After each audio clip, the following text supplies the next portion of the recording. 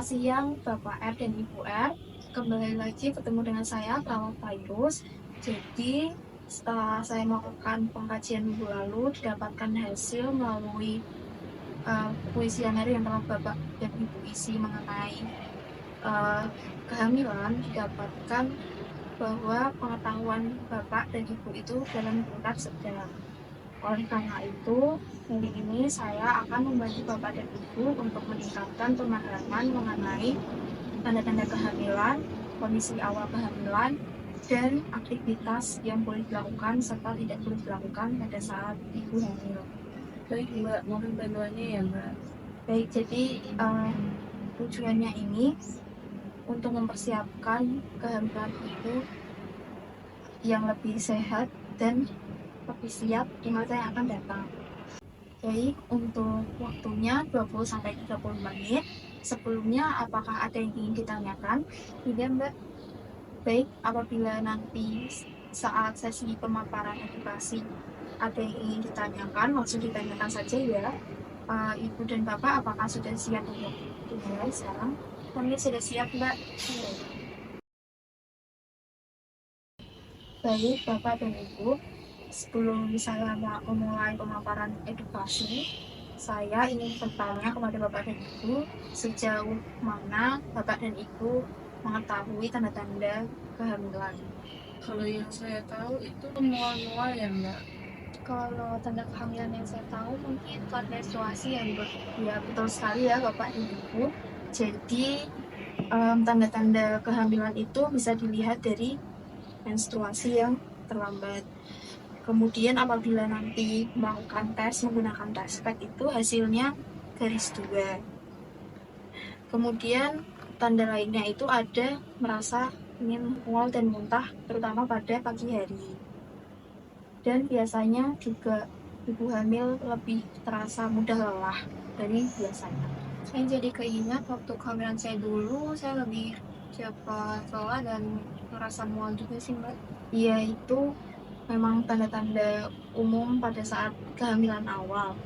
Kemudian juga tanda lainnya itu ada ibu hamil sering merasa ingin buang air kecil. Nah, perlu diwaspadai ya Bapak dan Ibu, apabila ibu merasa nyeri yang tidak bisa ditahan dan mengalami perdarahan, bisa segera dibawa ke dokter atau puskesmas terdekat. Karena hal tersebut merupakan tanda kondisi yang tidak normal. Oh kalau gitu saya harus lebih peka ya Mbak sama keadaan istri saya. Benar Bapak, mengetahui tanda-tanda awal kehamilan dari awal itu sangat penting. Nah, sekarang kita akan lanjutkan ke pembahasan kondisi awal kehamilan. Jadi, pada masa kehamilan 3 bulan pertama, ibu akan mengalami perubahan pada tubuh ibu, terutama perubahan pada area vagina. Biasanya akan timbul kemerahan pada area vagina. Nah, hal ini itu rentang terjadinya terkena jamur dan dapat mempengaruhi tingkat kesuburan pada ibu. Jadi untuk perubahan selanjutnya itu bisa dilihat dari ukuran perut ibu yang mulai membesar. Selanjutnya ada bertambah besar ukuran payudara dan apabila dipegang akan terasa lebih tegang. Hal ini itu untuk mempersiapkan proses menyusui.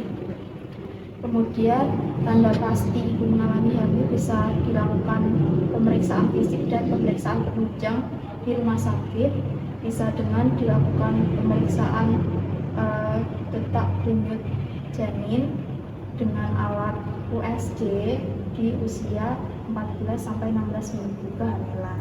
Saya jadi keingat dulu semenjak saya kerja, saya sering lembur, terus jadi kurang tidur, dan saya juga suka naik turun tangga, jadi itu bisa menyebabkan keguguran saya nggak ya Mbak?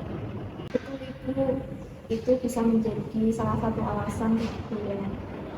Aktivitas berat, kemudian stres berlebihan, dan kurang istirahat itu bisa memperburuk kondisi kehamilan pada awal kehamilan. Baik, saya akan lanjutkan pengetahuan mengenai aktivitas yang diperbolehkan dan sebaiknya dihindari oleh ibu hamil. Nah, beberapa aktivitas yang sebaiknya dihindari untuk ibu hamil itu ada menyelam, kemudian olahraga di ketinggian lebih dari 2,5 km, karena olahraga ini bisa menyebabkan memberi penyakit ketinggian.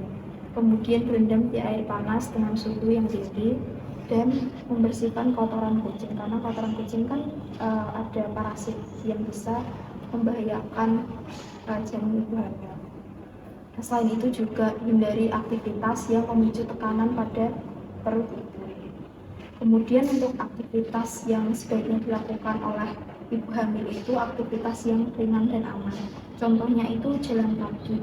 Ibu bisa berjalan kaki setidaknya 30 menit dalam sehari. Hal ini itu untuk memperlancar peredaran darah di dalam tubuh ibu. Selain itu, ibu juga perlu istirahat yang cukup dengan tidur selama 8-9 jam per hari. Ini untuk menjaga kebugaran tubuh ibu dan supaya ibu juga tidak terlalu lelah. Oh gitu, banyak ya Pak yang harus kita ketahui. Kalau dari yang dijelasin tadi, saya sadar kalau harus lebih perhatian sama bantu istri saya nanti waktu hamil gitu. Ya Pak, betul sekali. Dukungan suami itu sangat penting untuk menjaga kestabilan emosi dan menjaga fisik ibu hamil. Saya senang melihat Bapak aktif berperan hari ini. Baik, terima kasih Bapak dan Ibu telah mengikuti sesi edukasi hari ini. Sebelum saya akhiri sesi edukasi ini, saya akan menanyakan beberapa hal untuk memastikan bahwa informasi yang saya sampaikan tadi sudah dipahami dengan baik oleh Bapak dan Ibu. Baik, Bapak dan Ibu bisa menjelaskan poin penting pada edukasi tadi. Baik, Mbak, untuk tanggal kehamilan bisa dilihat dari menstruasi yang telat, kemudian ada kecepatan bulan 2, merasa mual dan cepat lelah. Untuk kondisi awal kehamilan bisa dilihat dari kontak pengarahan pada vagina,